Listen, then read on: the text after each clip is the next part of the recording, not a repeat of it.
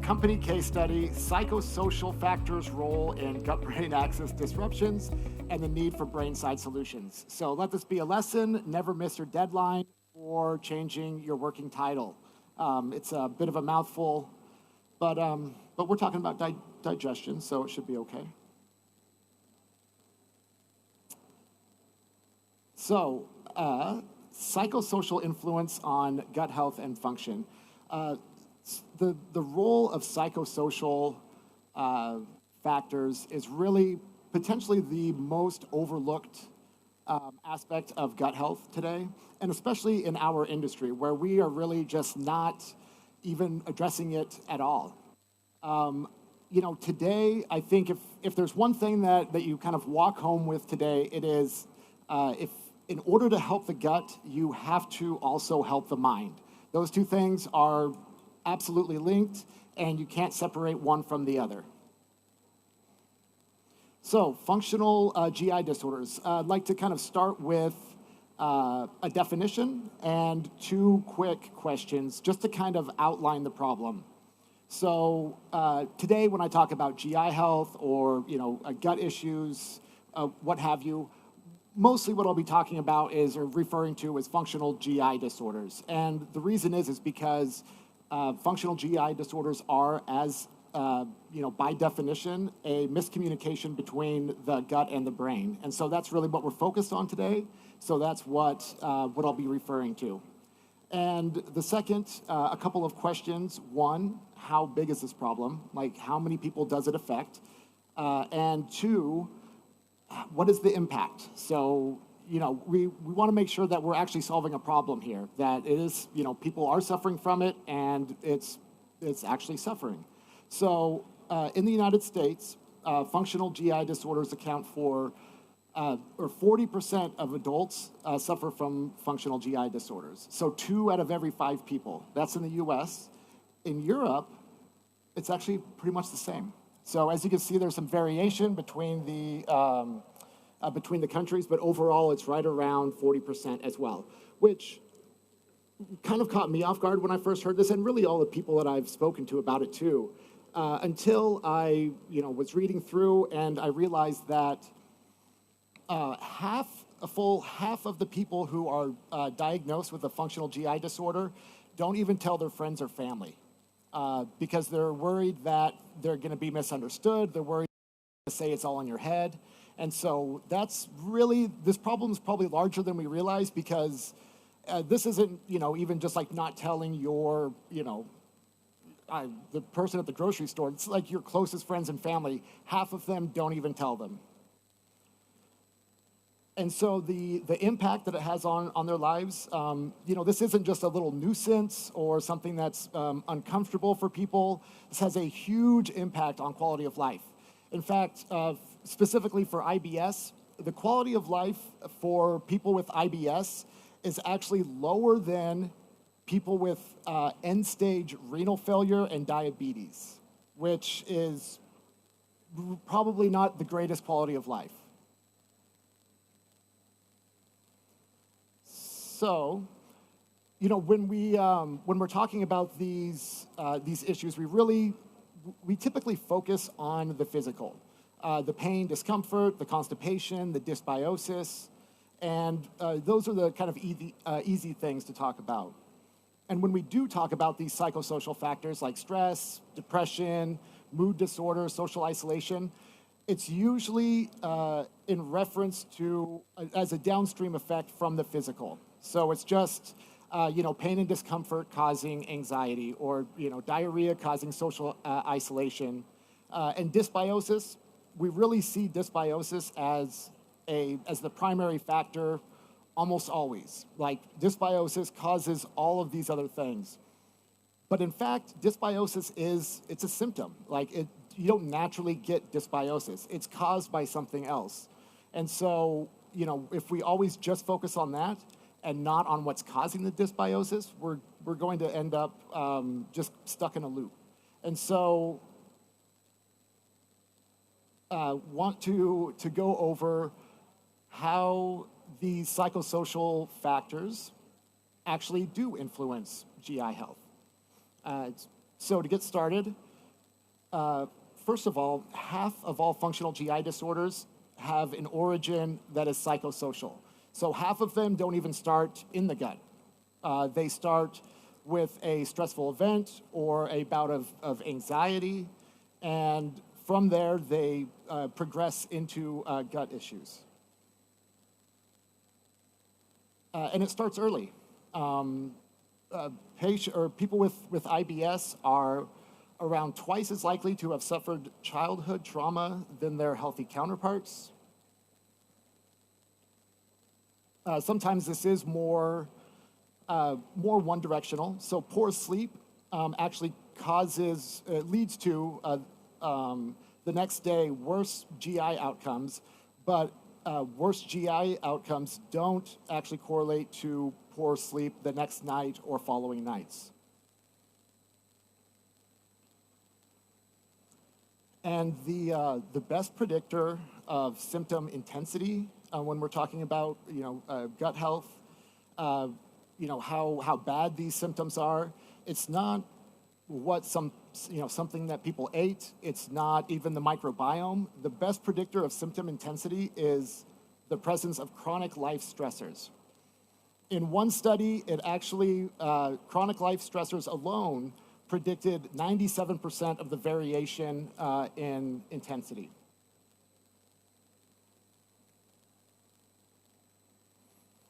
So, now we understand these play a major role in the progression of GI disorders.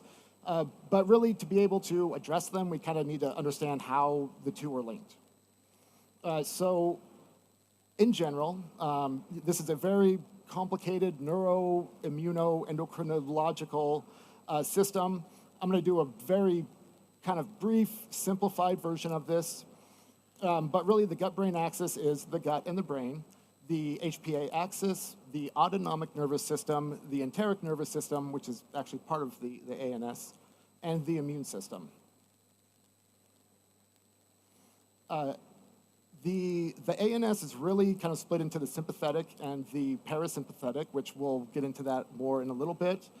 The HPA axis is really kind of part of the sympathetic nervous system, and it actually has like huge impacts through cortisol on the gut, the ENS, and the immune system. And then, of course, the gut creates inflammation. Those cytokines, go throughout the blood, and they have a lot of effects on things like gut and brain permeability, stress, and mood. So, for the autonomic nervous system, the sympathetic, which also kind of includes the HPA axis, and the parasympathetic. So, sympathetic, everybody knows this. It's the fight or flight part of your brain, and it was really kind of set up. We evolved it in a very different time, 100,000 years ago, when our ancestors saw a wildebeest and they started coming at them. The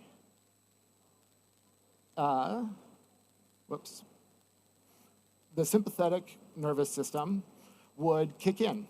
So the heart rate would speed. This would bring glucose that's being released from the liver to the cells of the body.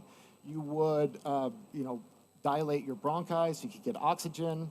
Your eyes would focus, and you would have, the energy and the focus to either run or maybe hunt, like, attack. And but in order to do that, it really shifts your body away from digestion. So, salivation, peristalsis, certain juices, all are pretty much stopped. But once they got back to their, camps, maybe they're around a fire, they're in a safe position, some wildebeest roasting on the fire, they were able to relax and shift over to the parasympathetic. And that's how we, our heart rate slows, you start to secrete digestive juices, and bile acids and, you know, fully digest and actually get a good night's sleep. But our world looks a lot different from what it did 100,000 years ago. Right now we have obligations, we have deadlines, and it's really a very stressful environment. Like our nervous system doesn't know the difference between a wildebeest and a deadline, between like a buzzing phone and like a suspicious rustling in the grass. So we typically kind of live in this sympathetic state, and that is horrible for digestion. It's also has implications for heart disease, diabetes, but especially digestion. And our HPA axis and immune system and gut. So cortisol has a tremendous effect on the gut, on the immune system, and stress is actually the most common cause of dysbiosis. So it causes dysbiosis, which in turn creates more inflammation. It creates poor communication between the gut and the brain, and you know, releases cytokines that create more stress. So it's this, you know, this bad cycle. But when we are looking at dysbiosis, we really focus on just dysbiosis. We say, let's fix that, and then that will, you know, fix everything. But it doesn't. If you have, you know, the best probiotics, the perfect environment, if you have cortisol and inflammatory cytokines just racing around your body, it's going to be a very slim chance that you will improve. So what we need to do is actually take a 2 or even 3-pronged approach and attack it from a few different angles. You know, help the stress, help the immunity, and help the dysbiosis. So this, you know, to help the gut, you have to help the mind, is not new. In fact, in 2018, the American Gastroenterological Association, or AGA, they updated their best practices to include a few factors in terms of psychosocial, or a few changes for psychosocial factors. Let me do this real quick.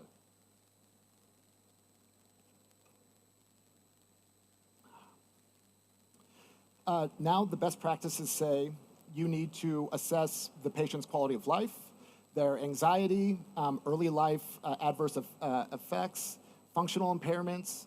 Also, they specifically train them to communicate about psychosocial factors and mental health, because there's still a lot of stigma around this. They need to know core gut-brain psychotherapies, establish a relationship and be able to refer patients to mental health practitioners, at least 1 to 2, and be familiar with 1 to 2 prescription drugs, neuromodulating prescription drugs. So this, you know, this group of people who have spent their entire lives focused on the gastrointestinal system. They went to school for this. They probably studied for a dozen years, maybe, you know, 20 years of their career, and they have said, this essentially says, you cannot fix the gut if you don't fix the mind, for most people. So I think that we should kind of take a page out of their book and follow their lead, and you know, really start looking at how we can help the gut-brain axis from both sides. So in nutraceuticals, I've done a little bit of, albeit limited, research, but for ingredients and products that work through the gut for gut health, or for mental health, stress, or for skin, or for athletic performance, or for women's health, there are hundreds, there's thousands even, that work from the gut out. But for products that work from the brain to help the gut, I couldn't find any. Ingredients for sure, maybe a couple of products that could be construed as working that way, but really we don't have anything. half of the causes of GI disorder come from psychosocial factors, but we don't address it at all. So this is what I believe is a huge kind of blind spot for our industry. We do have one. So the way that I kind of came across a lot of this information was we have this ingredient Digexin. It is a combination of 2 herbal extracts. And as we were looking through the research, there's 2 clinical studies, trying to kind of put together, like, how is this working? How are we seeing these results? This is, how we kind of came across this. So what Digexin does is it works on both sides of the gut-brain axis directly. So in the gut, it increases serotonin, which increases peristalsis, increases gastrin, and it also has some mechanical, soften, hydration. And then on the brain side, it lowers cortisol, helps shift people to the parasympathetic state, and we believe increases gastrin. So what this does is, these direct effects lead to some very great outcomes: better regularity, digestion, sleep, mood, stress. But most importantly, because you're independently working on both sides, the downstream effects of each side amplify and bolster the original effects. So what does this look like in real practice? So from the research, we saw clear results for modulating various biomarkers. Serotonin up 30%, cortisol down 33%, gastrin up 25%. Those are kind of gut-brain molecules. We saw the anti-inflammatory IL-10 up 50%. Zonulin for tight junctions was decreased by 17%, and diamine oxidase, which has both gut barrier but also histamine implications, increased 40% or 39%, which, this is great. This is wonderful information, amazing, very informative, but it doesn't really, doesn't tell you what this does in people's lives. Like how, I've never heard anybody say, man, my gastrin levels just aren't what they used to be. You get older and your gastrin levels just, man, they go down. So how does this affect people where they live? Well, for the GI or gut digestive side, reduced constipation symptoms by 98%. The number of evacuations or BMs, however you would like to put it, they increased from 3 per week, which is really right on the edge of clinical constipation, to more than 7 per week. Which there is no perfect number, but I think everybody agrees that once per day is perfectly healthy.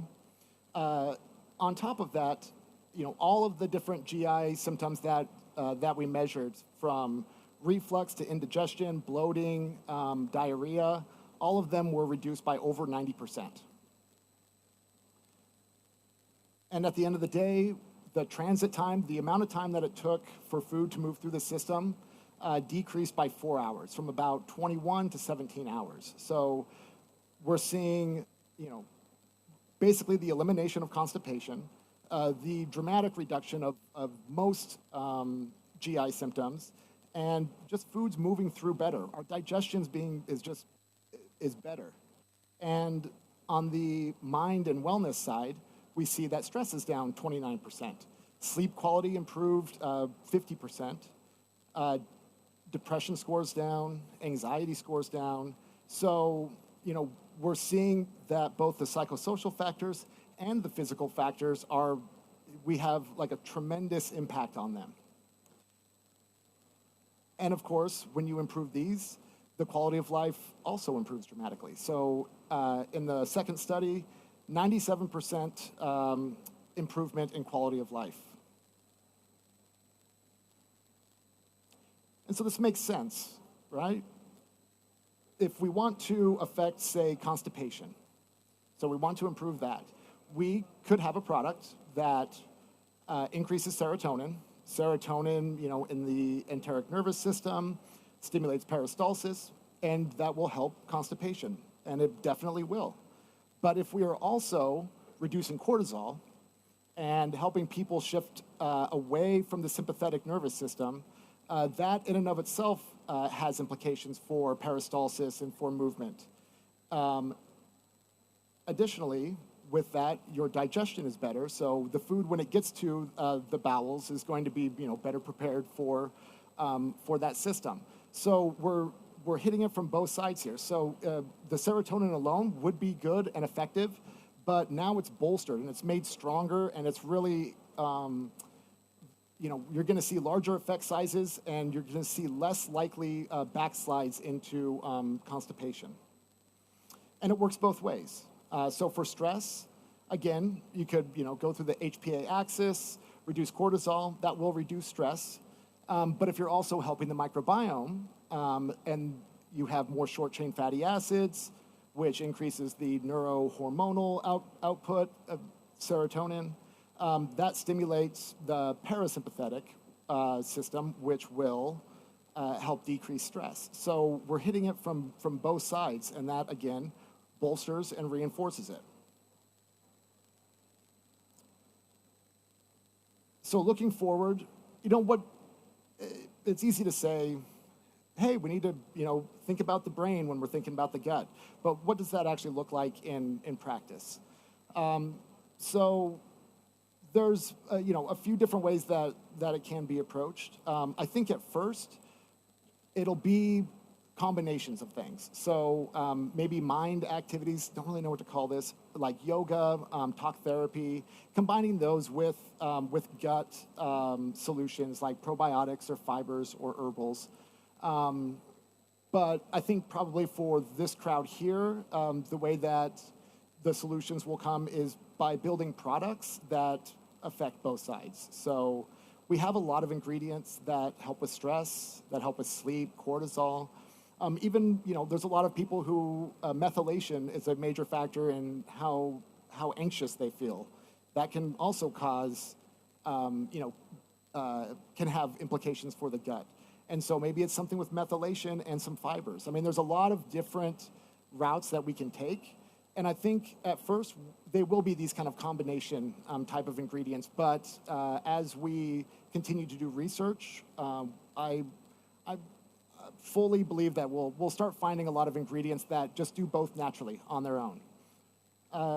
And then kind of the last thing is why now? Is now a good time to be doing this? And I think that honestly, right now is the best time to do this. Consumers are aware of the gut-brain axis, but they haven't decided how they fit into that or how it affects them. So they don't have that baggage. You're not trying to change their mind, you're just trying to inform them at this point. In 10 years, people will probably have already made up their mind exactly what the gut-brain axis means, and trying to add something to that will be very difficult. On top of that, the stigma around mental health has diminished dramatically. It's still there, don't get me wrong, definitely still there. But people are much more willing to talk about mental health, to talk about their feelings, about how things are impacting them, much more now than they were, say, 10 years ago. So I think that we've kind of hit this kind of sweet spot where people don't have hang-ups yet, but they're starting to, open up a little bit and be receptive to this. So I also believe that the timing couldn't be more perfect. And with that, thank you very much. I think we have like 2 minutes if there's a couple of questions.